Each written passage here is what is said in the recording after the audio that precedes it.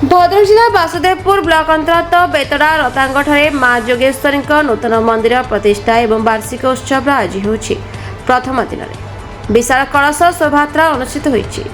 मां जोगेश्वरी मंदिर ठारू एक विशाल कलश शोभायात्रा भारी रतांग गाँ भ्रमण करी रतांग डिगी महादेव पोखरी कलश बुड़ाइथिले।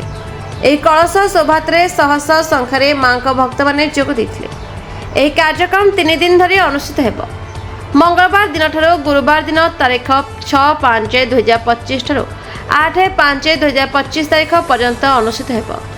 प्रथम दिन 108 विशाल कलश शोभायात्रा एवं अधिवास संध्या समय सांस्कृतिक कार्यक्रम, द्वितीय दिन में मां मंदिर प्रतिष्ठा राधा गोविंद ग्रुप द्वारा भजन संध्या, तृतीय दिन में पूर्णाहुति पर प्रसाद सेवन, 3 दिन जाक प्रसाद सेवन व्यवस्था रही।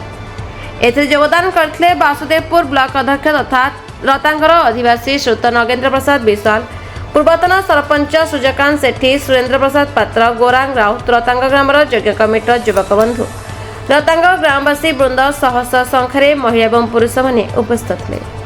संयुक्ता जना रतांगर बासिंदा। आज आपण 108 कलश शोभायात्रा भाग नैछंती, कोन कहबे?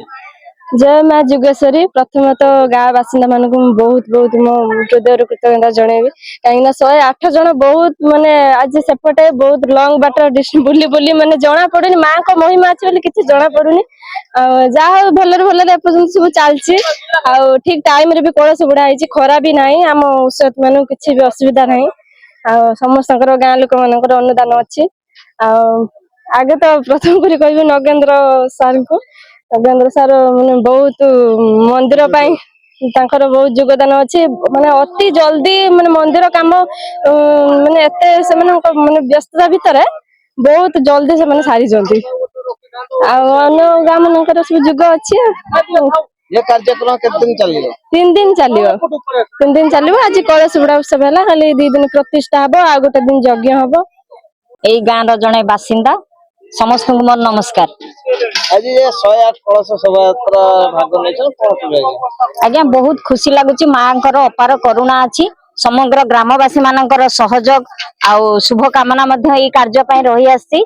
एई कार्यक्रम 3 दिन धरि कि चालिबो एवं भोजी भातर मध्य आयोजन करा जायछि। सब भक्तंक गहण रे ए सब चालुची, समस्तंकर सहयोग रे ए सब कार्यक्रम होउची। मुख्यतः आम गाँ रे थिबा चेयरमैन सर नगेंद्र प्रसाद विश्वाल महोदय तांकर महानता एवं तांकर सहयोग पई आज रो कार्य बहुत शीघ्र समापन होईची।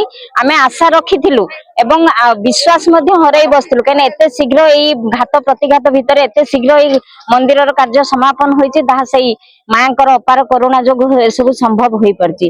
एवं जो 108 कलश समस्त ग्रामवासी रो मोर मां भौणी माने से माने सहयोग करिकी बहुत ग्राम परिक्रमा करिकी आज 108 कलश को आनिकी घट उत्तोलन कार्यक्रम आज आरंभ होईची। आज्ञा काकू धन्यवाद देबा? मु सर्वप्रथम एई मां को हम मां जोगेश्वरी को धन्यवाद देबी।